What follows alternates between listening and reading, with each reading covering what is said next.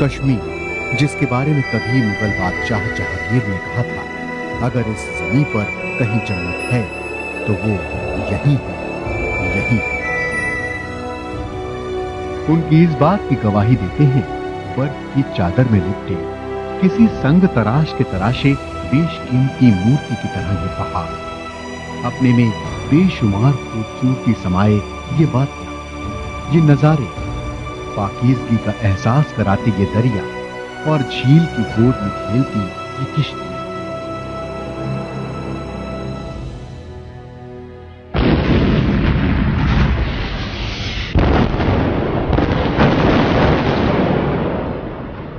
लेकिन जब इसे दहशतगर्दी की नजर लगी तो ये खूबसूरत नजारे खौफनाक मंजर में तब्दील हो गए।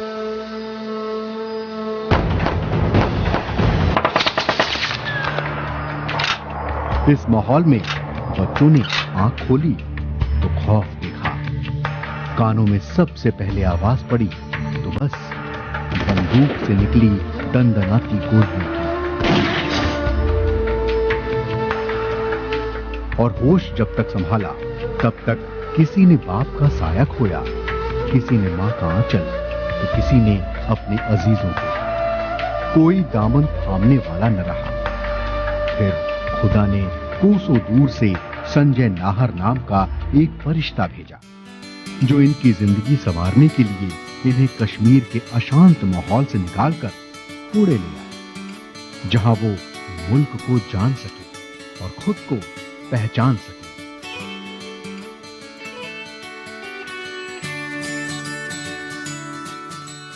महाराष्ट्र के पुणे में रहने वाले संजय के लिए कुदरत ने कुछ अलग सोच रखा था, इसलिए संजय नाहर का मन बचपन से ही देशभक्ति में रम गया। जिस उम्र में बच्चे भविष्य के सपने बुनते हैं, उस उम्र में संजय ने वंदे मातरम नाम की संस्था की नींव रखी। इसके लिए किन भी चुना तो भगत सिंह की शहादत का, और पंजाब को कर्मस्थली चुना।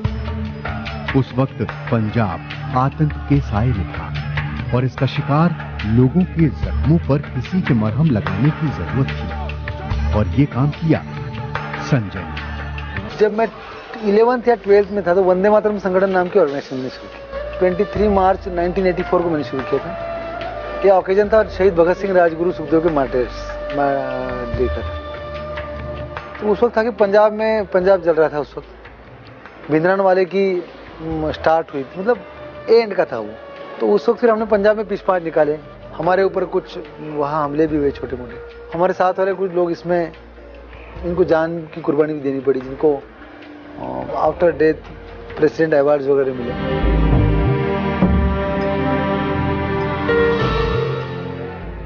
इस तरह संजय ने अपनी जान पर खेलकर पंजाब के लोगों और वहां की शांति के लिए काम किया। पंजाब की आग बुझी तो कश्मीर जलने लगा।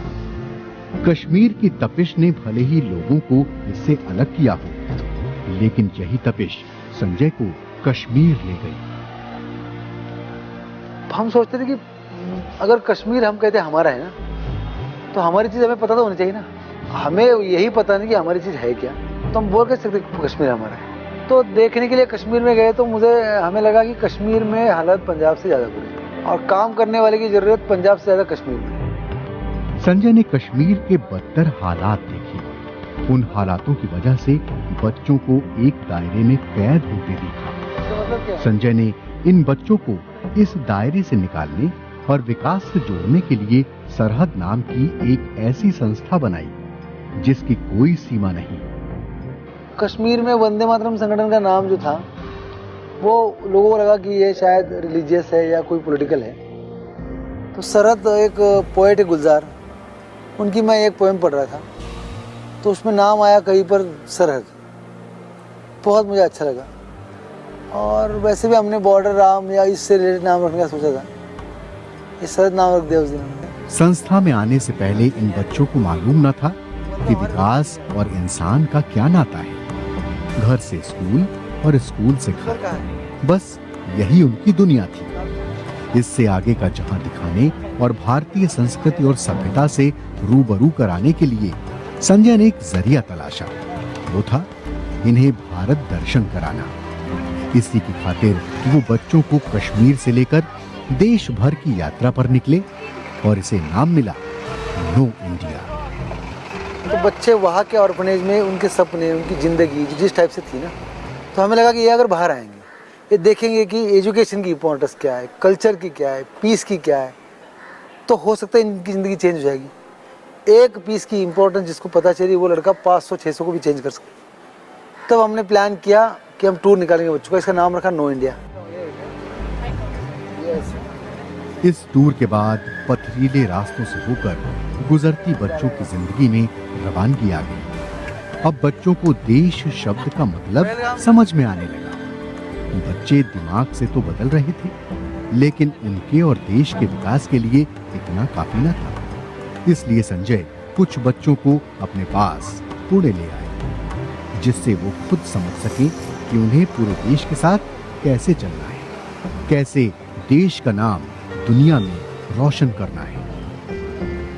जब बाहर निकले तो इनको ये नहीं पता था कि हमारे यहाँ श्रीनगर नाम का कोई सिटी है। जब वो जम्मू में ट्रेन में गए तो किसी ने कहा कि ये इतना ऐसा घर क्यों है ये।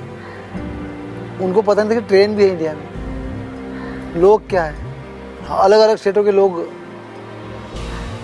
पुणे में आने तक मिले इनसे। लोगों के घर में रहे ये, लोगों से एक्सपीरियंस शेयर किए, दुख शेयर किया, दर्द शेयर किया। तो एक बहुत फास्ट और ड्रास्टिक चेंज इसमें आ गया। यहाँ आकर ये बच्चे दुख के अंधियारे से निकलकर खुशियों की रोशनी में हंसने मुस्कुराने लगे हैं, खेलने कूदने लगे हैं। इससे पहले हालात ने इनकी ख्वाहिशों को नजरबंद कर रखा था। जो मिलिटेंट्स थे वो हमें पढ़ाई नहीं करने देते और तंग करते थे, इसलिए हम इस पूना में आके हमें पढ़ाई करनी थी, इसलिए हम इधर आए पूना में। बेटा रेशमी, रिफत और बिलाल। इन फोटो के जरिए कुछ पुरानी यादें ताजा हो जाती हैं, तो कुछ यादगार पलों में खो जाते हैं।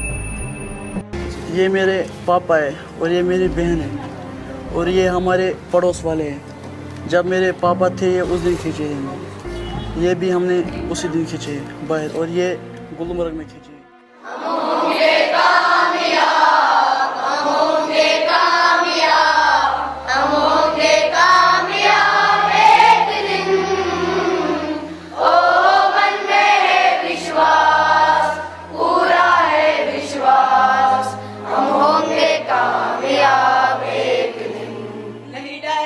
कश्मीर को देश से जोड़ने के इस प्रयास में संजय को बहुत सारी परेशानियों से होकर गुजरना पड़ा, कई मुश्किलों का सामना करना पड़ा। फिर भी उन्होंने अपने हौसले को देश प्रेम की लगन से कायम रखा। हाँ, शुरू में तो लोग अगेंस्ट थे हमारे, सोचते थे कि बच्चे मुस्लिम हैं, हम हिंदू हैं, पता नहीं क्या करेंगे, इनकी सोच क्या है, इनकी मतलब माहौल ठीक नहीं था। तो वहाँ के यतीम ट्रस्ट के लोग और बाकी सब लोगों ने सपोर्ट किया हमें, और इसी वजह से आज पुणे में जो बच्चे पढ़ रहे हैं, इसकी सबसे बड़ी वजह वो है। भले ही इन्हें यहाँ आकर कश्मीर जैसी खूबसूरती का लुत्फ हासिल न हो, लेकिन इन्हें यहाँ आकर मिला है बेफिक्री का आलम, सुकून से जिंदगी जीने का मजा, जो शायद वहाँ रहते हासिल ना हो पाता। मिलिटेंट थे, उनकी वजह से थोड़ा तकलीफ होती थी। फिर सर आए वहाँ पे श्रीनगर में, बोला बच्चों को पढ़ने के लिए इधर आएंगे। फिर माँ बाप को पूछा, इनको बच्चों को पढ़ने के लिए ले जाएंगे बाहर। उन्होंने बोला ले जाओ बाहर। फिर हम यहाँ पढ़ने के लिए आए। फिर पहले थोड़ा मन नहीं लग रहा, फिर अभी मन लग रहा है। संजय इन्हें चार दीवारी में रखकर ही शिक्षा नहीं देते, बल्कि इसके बाहर की दुनिया में हो रहे नए नए विकास से भी रूबरू कराना चाहते हैं। इसके लिए संजय इन्हें अलग अलग जगहों पर ले जाते हैं। इस सिलसिले को आगे बढ़ाते हुए वो आज इन बच्चों को एक साइंस एग्जीबिशन में ले जा रहे हैं। बच्चों के मन में भी एग्जीबिशन को लेकर जिज्ञासा है।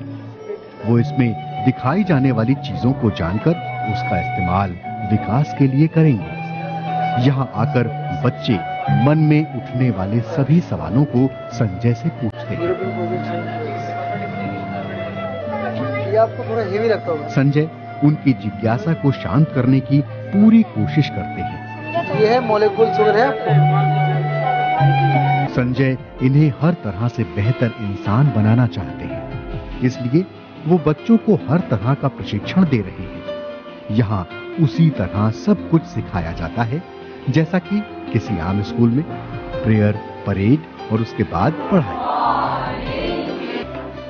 सरहद में शिक्षा का माध्यम अंग्रेजी है ताकि ये जमाने के साथ कदम से कदम मिलाकर चल सके। इस बात को ये बच्चे भी ठीक तरह से जान गए हैं। पहले तो ये मानने के लिए तैयार नहीं थी कि मराठी और हिंदी क्यों सीखी जाए, तो उनको जब पता चला पूना यूनिवर्सिटी में मराठी और हिंदी 10th के लिए उनके लिए ज़रूरी है, तो उन्होंने ये मान लिया कि हमें अच्छे मार्क्स मिलेंगे तो ही हम डॉक्टर, इंजीनियर जो भी उनको बनना है तो वो बन सकते। इसलिए उन्होंने वो भाषा सीखने के लिए वो तैयार भी हो गए। संजय के लिए हर बच्चा एक फूल की तरह है। इसकी खुशबू की आमद के लिए उन्होंने इस संस्था के दरवाजे खोल दिए हैं।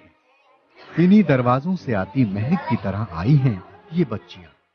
इनको संजय कश्मीर से लेकर आए हैं। यहाँ पर इनका ख्याल संजय की पत्नी रखती है। जो ये कश्मीर करगिली बच्चियां है, बिल्कुल बात नहीं करती थी। जब जूनियर केजी में थी, मतलब से मेरे ख्याल से 3.5 साल की वगैरह रहेगी, ये सब जूनियर केजी में थे तब, तो सिर्फ ऐसे बैठते थे। उनको कुछ भी सवाल पूछो, मतलब हमें भी पता नहीं चलता कि इनको समझ में आ गए कि नहीं। मतलब मुश्किल से वो कुछ बात करते थे। उसके बाद में हाँ, धीरे धीरे वो डेवलप हो गए। फिर हमारी लैंग्वेज उनके समझ में आ गई, उनकी लैंग्वेज हमके समझ में। पहले मैडम को फोन करोगे ना,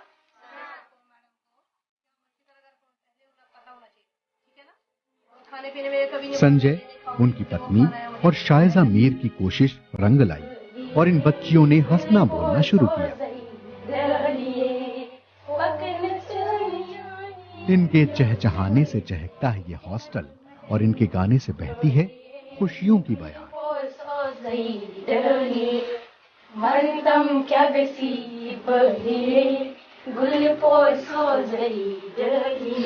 मैं जब घर जाऊंगी तब मैं पापा मम्मी को बोलती हूँ, मैं पढ़ती हूँ, खेलती हूँ, वहाँ सब कुछ मिलता है, खाना भी मिलता है, टीवी भी कभी कभार मिलता है। वो है शाम। यहाँ से ये फूल जब कश्मीर जाएंगे तो उस चमन को महकाएंगे, लेकिन इस महक के पीछे अगर किसी की मेहनत होगी तो वो है संजय नाहर। कहते हैं कि डूबते के लिए तिनके का सहारा ही काफी है। ऐसा ही एक तिनका बनकर सहारा देने वाले संजय आज एक दरख्त बन चुके हैं, जिसकी छाया में बहुत से नन्हे पौधे पनप रहे हैं। अगर उनसे प्रेरणा पाकर दूसरे भी ऐसा करें तो देश की बहुत सारी समस्याएं खुद ब खुद हल हो जाएंगी।